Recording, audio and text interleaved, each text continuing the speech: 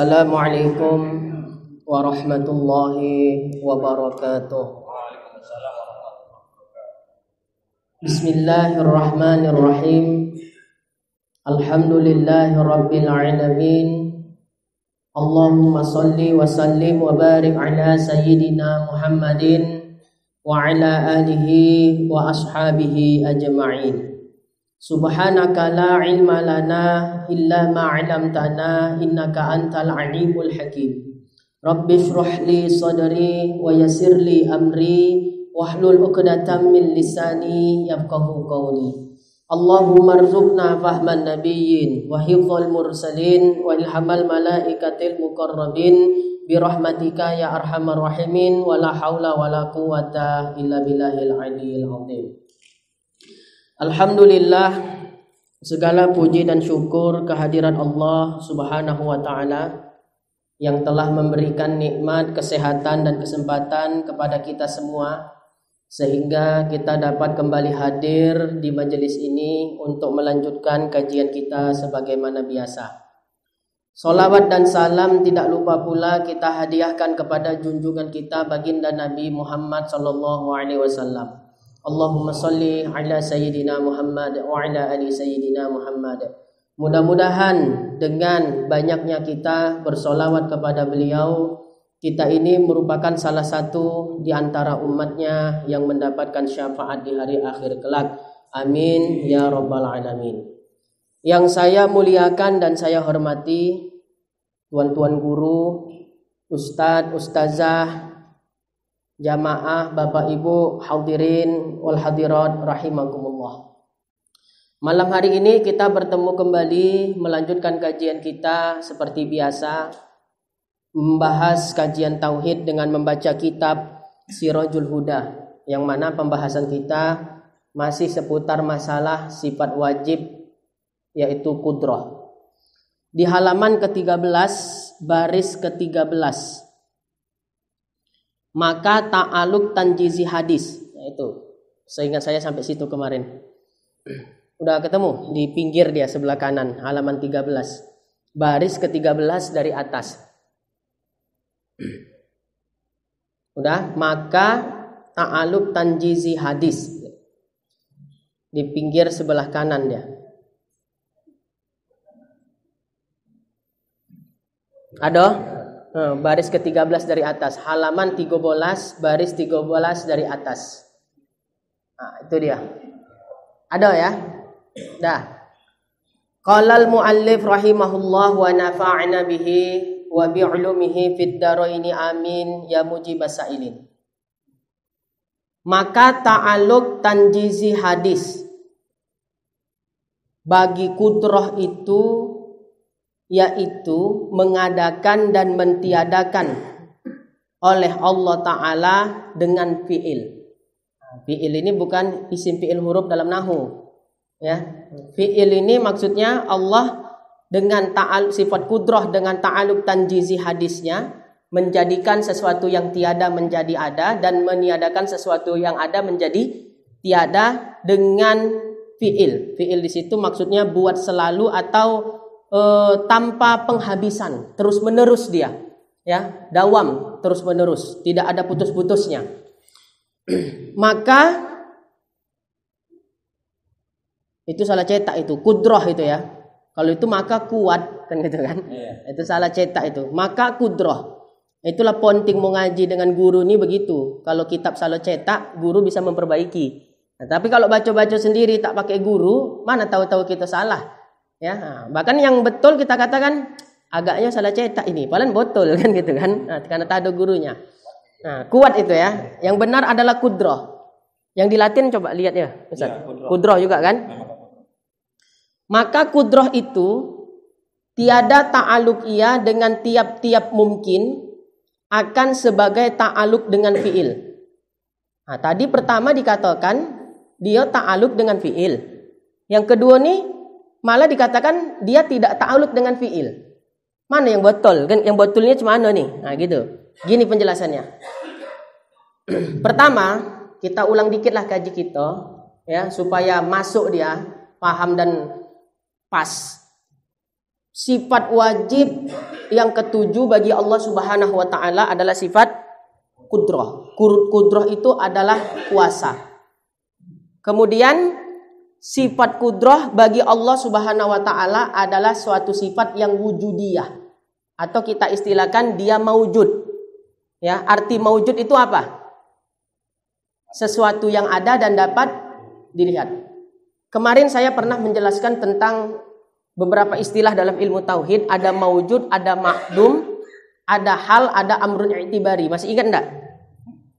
Ada ngajinya udah 5 bulan porai. Cuma enggak ingat Ustaz. Ya.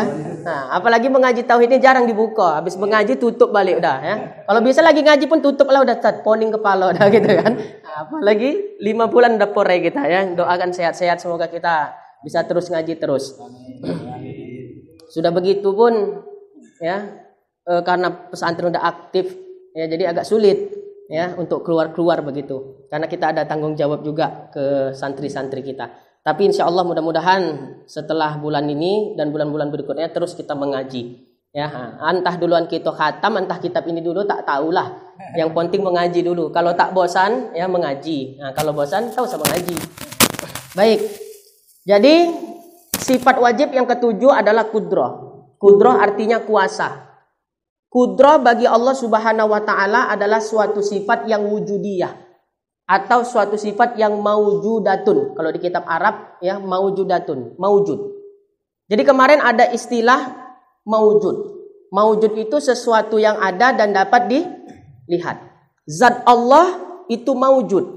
Berarti zat Allah dapat dilihat. Sifat qudrah itu juga maujud. Berarti sifat qudrah dapat dilihat juga.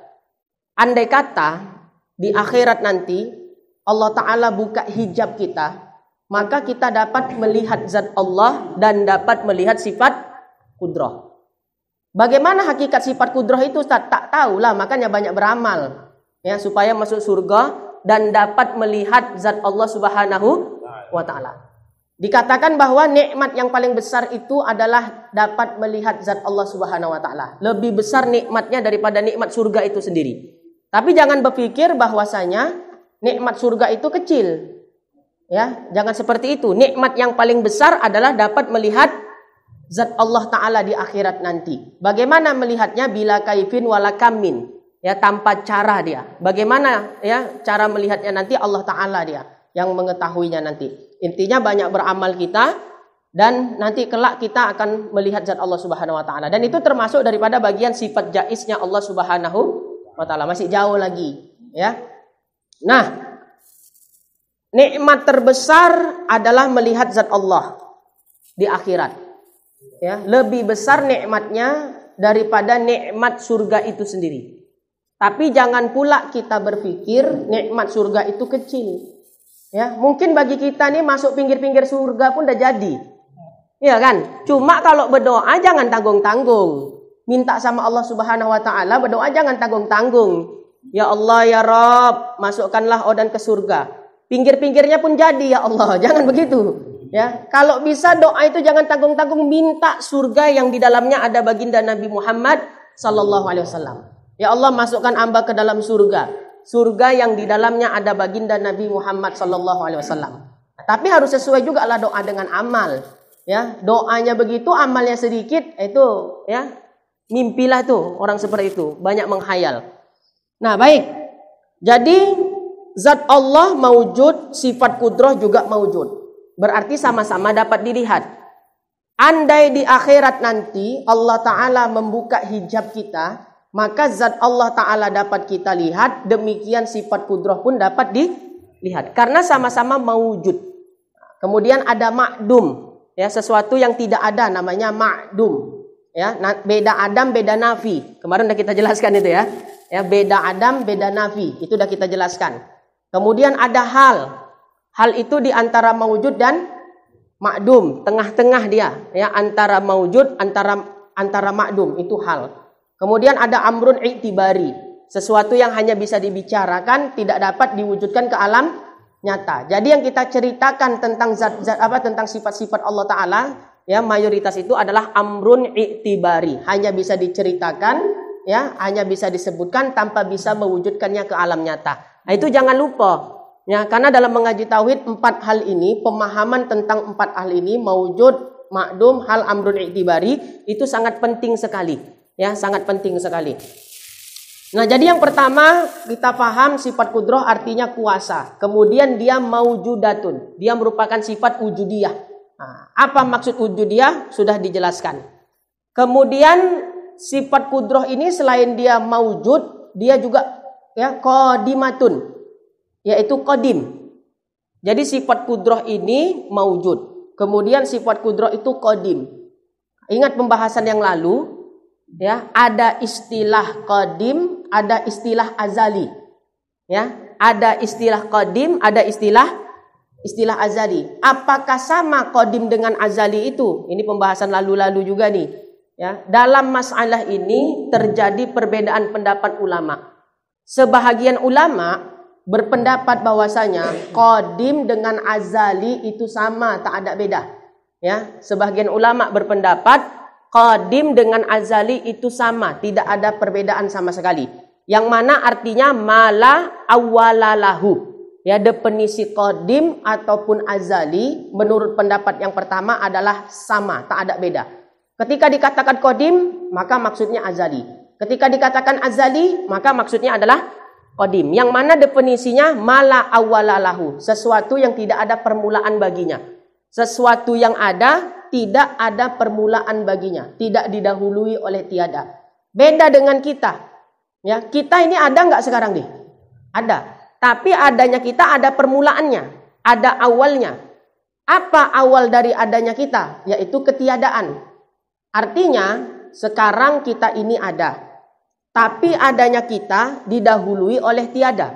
Dulu kita tidak ada. Kemudian Allah menciptakan kita. Sehingga kita menjadi ada sekarang. Berarti adanya kita saat ini didahului oleh tiada. Itu namanya baharu. Kalau qadim tidak begitu. Allah ada. Tapi adanya Allah tidak didahului oleh tiada. Berbeda dengan adanya kita. Kita ada.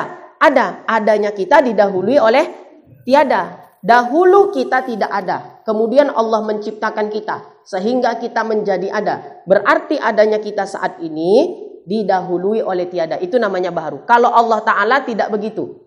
Jadi zat Allah, sifat-sifatnya itu qadim. Ya, baik zat Allah maupun sifat-sifat Allah itu qadim. Tidak ada awalnya. Nah, jadi sifat kudrah ini adalah qadim. Ya. Sebagaimana saya katakan, ada istilah qadim, ada istilah azali. Menurut pendapat yang pertama, tidak ada perbedaan antara qadim dengan azali. Ketika dikatakan qadim, maksudnya azali. Ketika dikatakan azali, maka maksudnya adalah qadim. Sama, yang mana definisinya mala awalalahu. Sebahagian pendapat ulama yang lain menyatakan bahwasanya qadim dengan azali itu berbeda. Ya, pendapat yang kedua, qadim dengan azali itu berbeda. Ya, mereka mengatakan qadim itu sifatnya lebih khusus. Kalau azali itu lebih umum. Ya, apa kata mereka? Kalau qadim definisinya adalah maujudun la awwalalahu. Sesuatu yang maujud, sesuatu yang ada, la awwalalahu, yang tidak ada permulaannya. Jadi di situ ada tanda kutip, ada kata maujud, ya, sesuatu yang maujud yang tidak ada permulaannya. Berarti kan khusus itu, ya, qadim hanya khusus untuk yang maujud. Kalau dia tidak maujud, ghairu maujud, maka tidak bisa disebut qadim, tapi disebut azali. Ini menurut pendapat yang kedua. Pendapat yang kedua, saya ulangi. Pendapat yang kedua mengatakan qadim dengan azali itu berbeda. Ya. Ini pendapat yang keberapa? Kedua. Qadim itu sifatnya lebih khusus. Ya, azali itu sifatnya lebih umum. Ya, secara definisi menurut pendapat yang kedua ini, qadim itu definisinya adalah maujudun la awwalalahu. Ya, sesuatu yang maujud yang tidak ada permulaan baginya.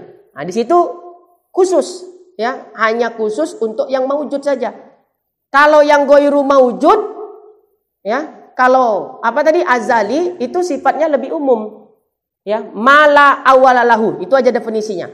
Ya, kalau menurut pendapat yang kedua. Kalau pendapat yang kedua qadim ada tambahan definisinya maujudun gitu. La awala lahu. Khusus untuk yang maujud saja.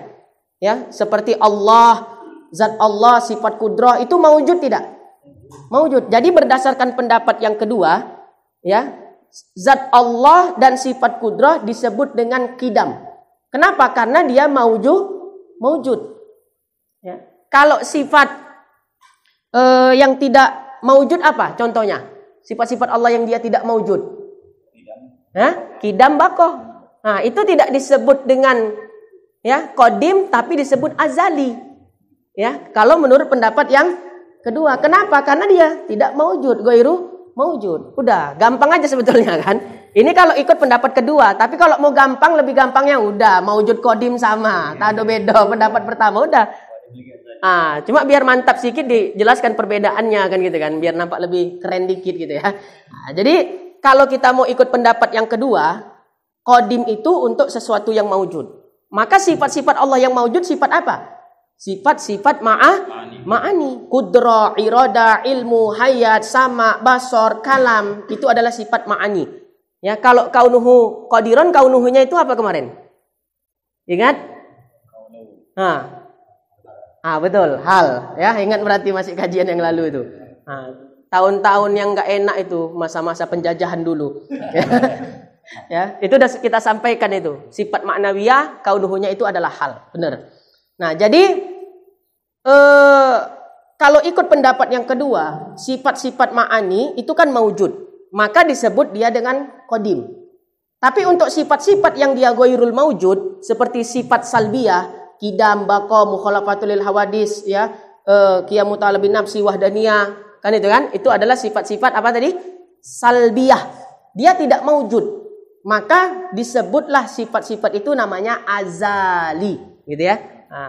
Sifat wajib yang kedua bagi Allah Ta'ala adalah sifat qidam. Atau sifat wajib yang kedua bagi yang ke 1, 2, 3, 4 adalah qiyamuhu ta'ala binafsi misalnya.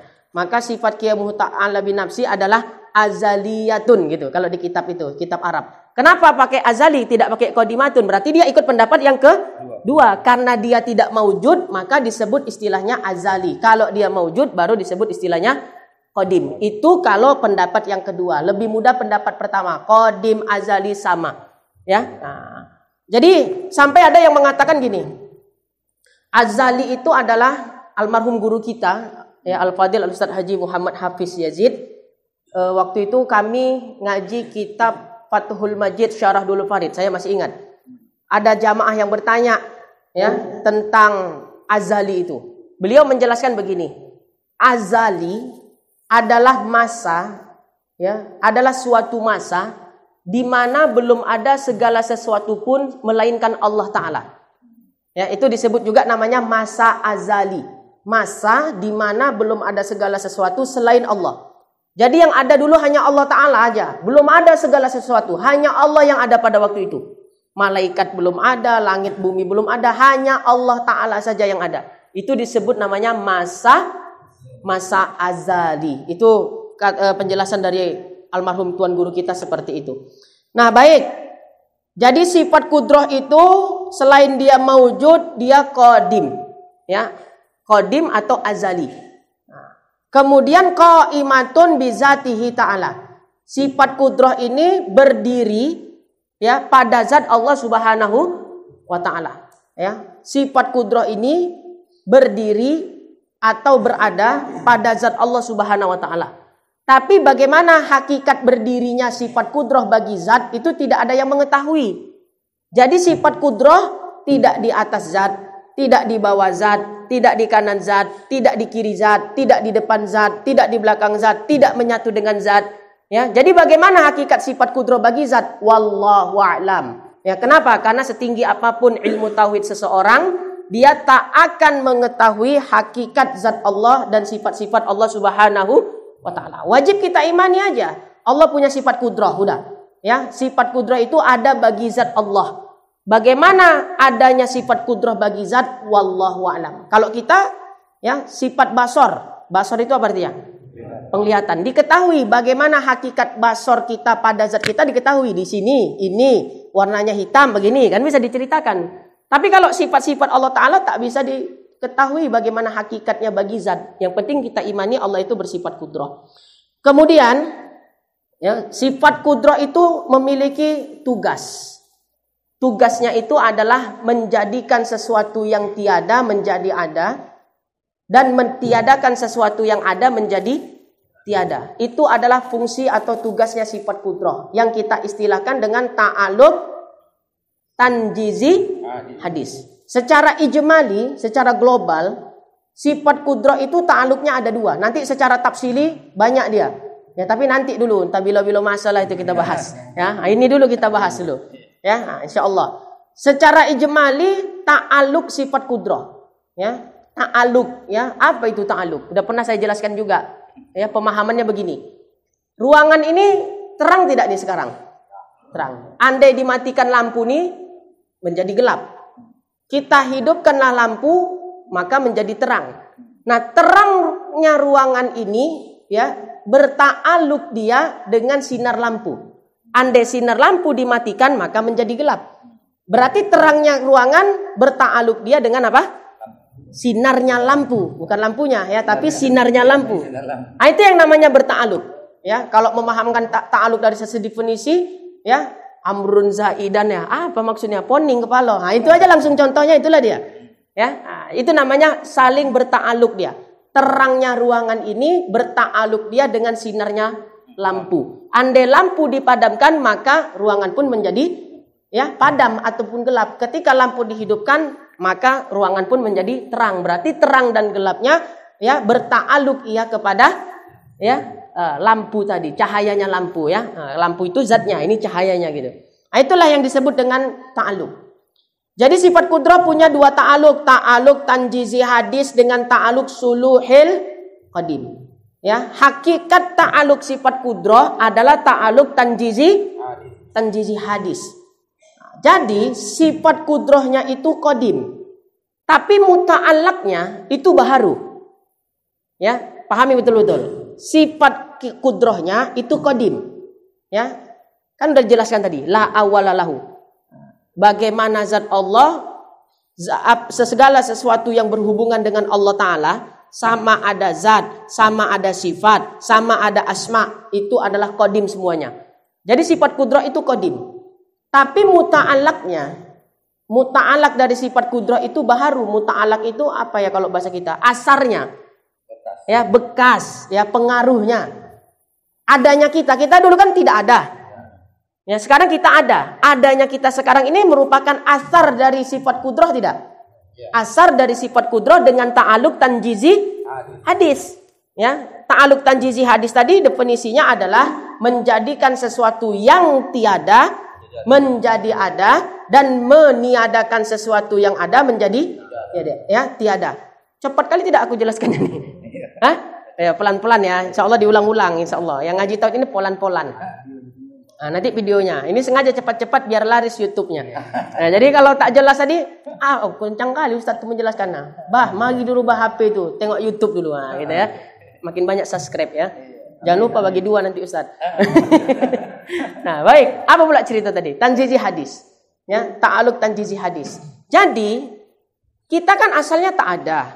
Ya, kemudian kita menjadi ada sekarang. Diciptakan Allah. Allah menciptakan kita dengan sifat kudrahnya. Yang mana salah satu ta'alluq dari sifat kudrah adalah ta'alluq tanjizi hadis. Menjadikan sesuatu yang tiada menjadi ada. Maka adanya kita ini itu merupakan muta'allaqnya sifat kudrah. Nah, jadi taksirnya, asarnya, pengaruhnya, bekasnya sifat kudrah, adanya kita ini adalah ya taksirnya itu baharu. Jadi sifat kudrahnya qadim atau azali, ya terserah mau pakai kaul yang mana tadi, kan gitu kan? Nah, sifat kudrahnya qadim, tapi muta'allaqnya adalah baharu. Muta'allaqnya itu adalah asarnya. Kita baharu atau enggak? Iya, baharu. Kan baharu. Iya. Nah, itu. Jadi yang baharu dengan sifat kudrahnya adalah muta'allaqnya. Sifat kudrahnya sendiri adalah Qadim. Ya, sifat kudrahnya qadim, muta'allaqnya, asarnya, pengaruhnya, bekasnya dari sifat kudrah yang menjadikan tiada menjadi dari tiada menjadi ada, adanya itu menunjukkan asarnya tadi, kan gitu kan? Itu baharu. Nah, kenapa? Karena dia kan nggak ada, dijadikan ada. Baharu kan itu definisinya, sesuatu yang ada didahului oleh tiada. Nah, jadi istilahnya muta'allaq, ya, muta'allaq. Nah, ini perlu untuk dicatat itu. Nah, baik. Nah, ini menceritakan ini udah setengah jam. Hah? Tambah 2 jam nih Ustaz ya. Mengkodok yang 5 bulan tak mengaji itu ya. Nah, ini kalau udah masuk ta'aluk nanti, udah disitulah masuk kalau bisa cepat-cepat siap mengajinya. Ya, kenapa? Ta'aluk sifat kudrah itu poning. Kalau tak fokus kita mendengarkan, buyarlah itu. Nah, baik. Itulah apa tadi? Ulangan kita, ya, ulangan kita tentang sifat kudrah. Nah, tapi ingat, tugas sifat kudrah memang hakikatnya ta'aluk tanjizi hadis tadi menjadikan yang tiada menjadi ada. Tapi ingat, taksir itu bagi zat, bukan bagi sifat. Siapa yang mengiktikadkan taksir itu bagi sifat bukan bagi zat, bahwa kafir. Nah, itu pembahasan kita lalu juga. Ya, sama taksirnya mata apa? Melihat. Kan nggak mungkin siapa yang melihat bulan purnama tadi malam, yang melihat bulan purnama mata kan nggak gitu jawabannya. Ya, tetap dijawab siapa yang melihat bulan purnama tadi, ya, Faisal Ustad. Nah, berarti kan menunjukkan zat, walau yang berbuat adalah sifat. Gitu dia. Jadi yang berbuat menjadikan sesuatu yang tiada menjadi ada itu memang yang berbuat adalah sifat, tapi taksir bagi zat. Ya, sama tadi, yang melihat memang mata, tapi ketika ditanya siapa yang melihat, tetap dinisbahkan kepada zat. Siapa yang melihat si Fulan tadi cabut, gitu kan? Nah, yang melihat si Faisal Ustaz. Nah, Faisal itu kan zat. Yang berbuat adalah sifat, tapi taksir tetap bagi zat. Nah, jelas sudah? Nah, baik.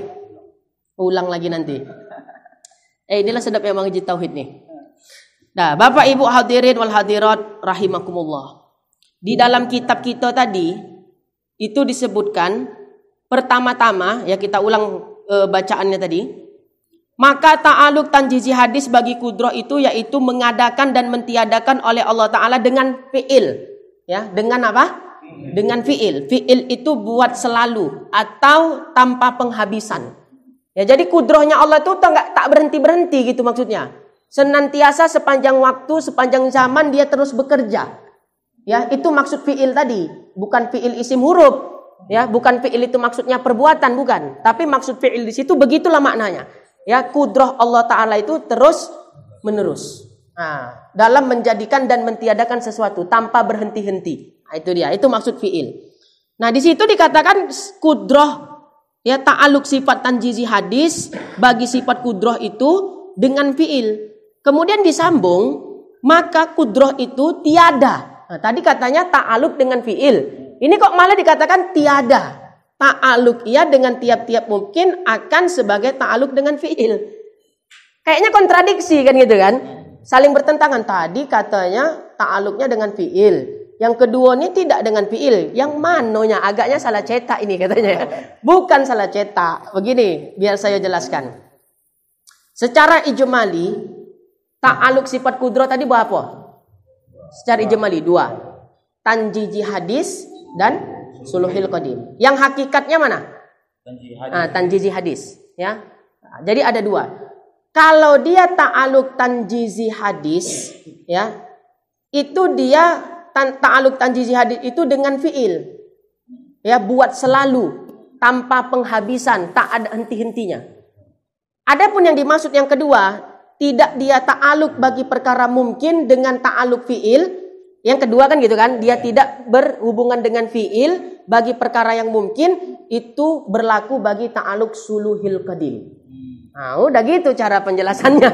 Paham ya? Nah, jadi ta'aluk ada 2. Ta'aluk tanjizi hadis itu dengan fi'il. Ta'aluk suluhil qadim tiada dengan fi'il. Nah, itu maksudnya. Jadi yang dimaksud dia tiada ta'aluk dengan fi'il adalah ta'aluk suluhil qadim. Ya, semangat betul malam nih. Udah lama tak mengaji itu ya.